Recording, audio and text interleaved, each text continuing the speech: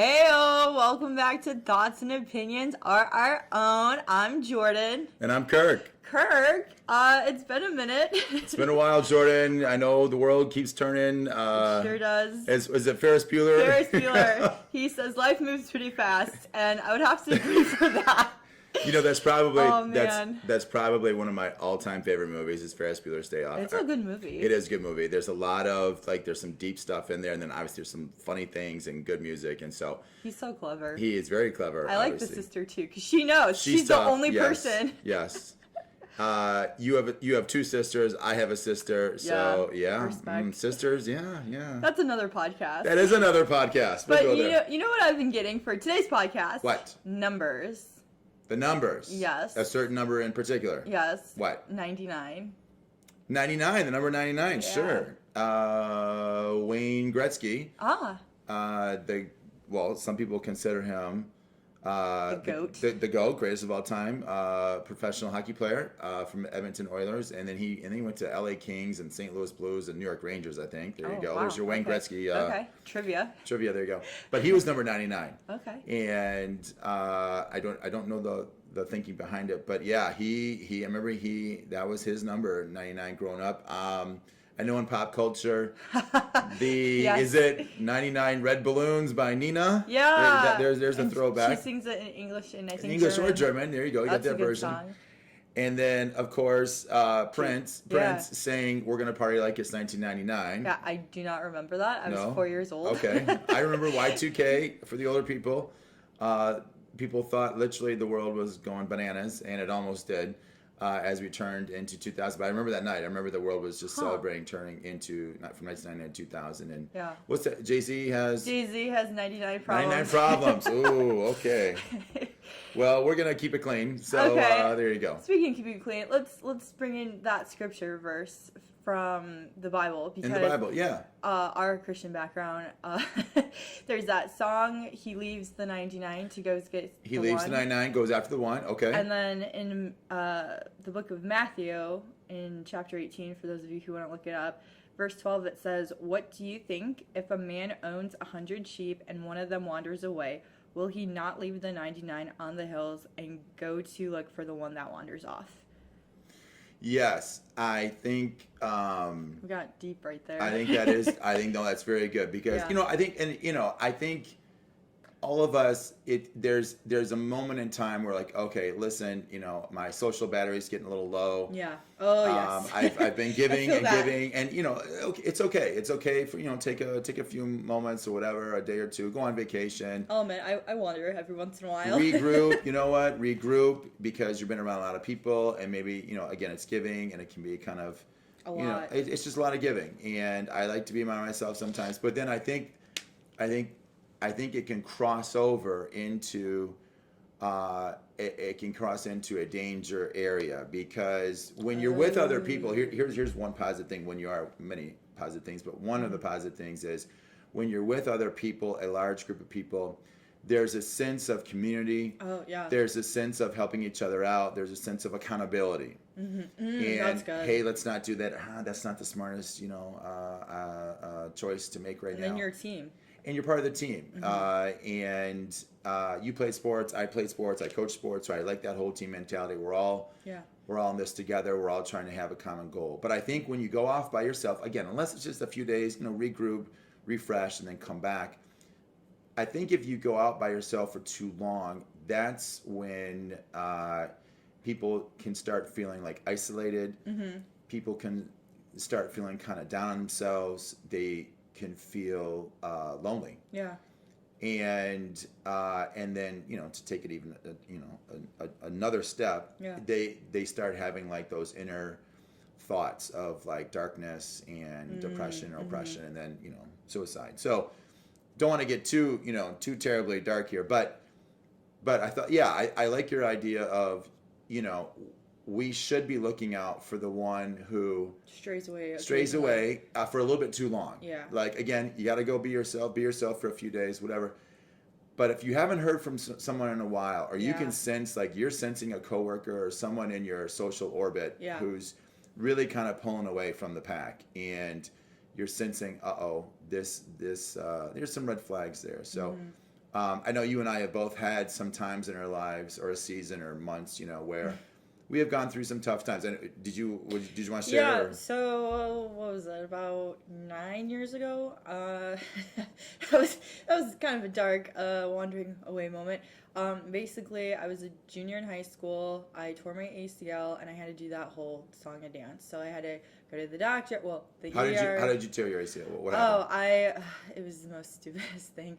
I was at volleyball, and the practice was not going in the way I thought it was, and I tore it in the most fluke accident. This is for your high school volleyball team. Yeah. Okay. I lost the ball in the light, and I overran, and I felt my whole leg lock up. And I heard this popping noise, very similar to when you crack your knuckles.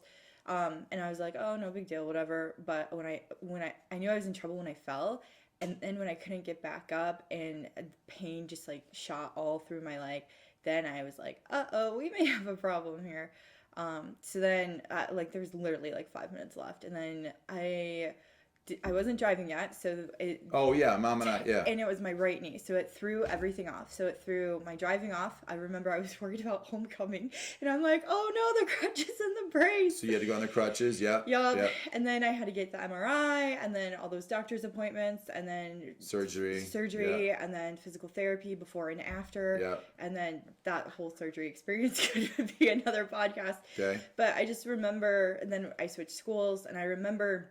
You switched high schools. I switched high schools. I did it 3 times, but that's a whole nother podcast. Gosh. Okay. But during that time, the season was actually winter, so it was very dark outside. It was very snowy, and it was very reflective of how I felt on the inside. I did feel very alone because no one knew what I was going through with the whole ACL thing. I didn't know anyone who had surgery at 16, 17 who had to do this. I was all the other athletes had very minor injuries that I was aware of, or it was an ankle or a shoulder. So I mean, they couldn't really talk to me about the knee.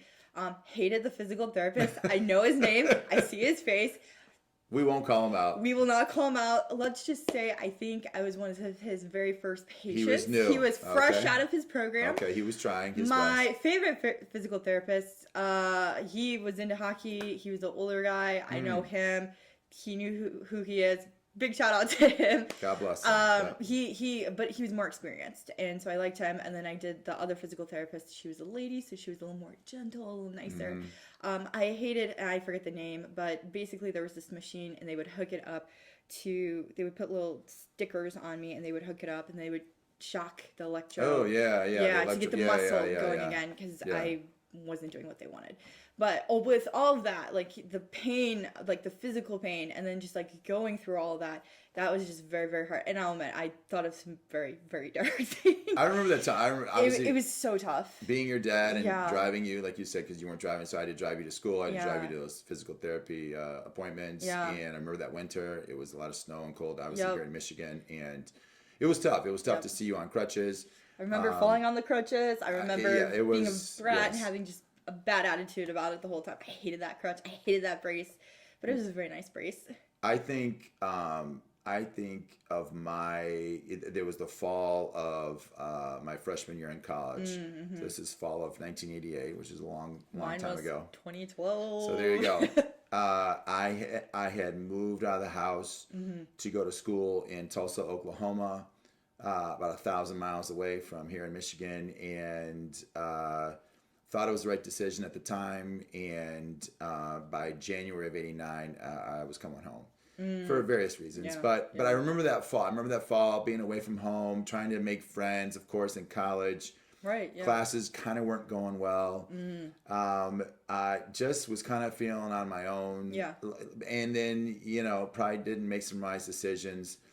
But I do remember that. I remember feeling like, oh gosh, school has now become kind of not this dark thing for me to do, but I was living there because I was at school and I was living at school and I was living with other college freshmen, and they seemed to know what they were doing. They seemed to have it all figured out, and they seemed to, I didn't have a car, so I was kind of stuck on campus, and I tried to get rides occasionally to go to the grocery store or whatever, and they seemed happy, and they whatever, had a girlfriend, and I did it. I just, it just sounds like, but I remember that. I remember the fall of 1988. Yeah. It was, and then, and I had to get through that, and then get through the winter of 88, 89, and moving back to Michigan, and then come up with a plan B.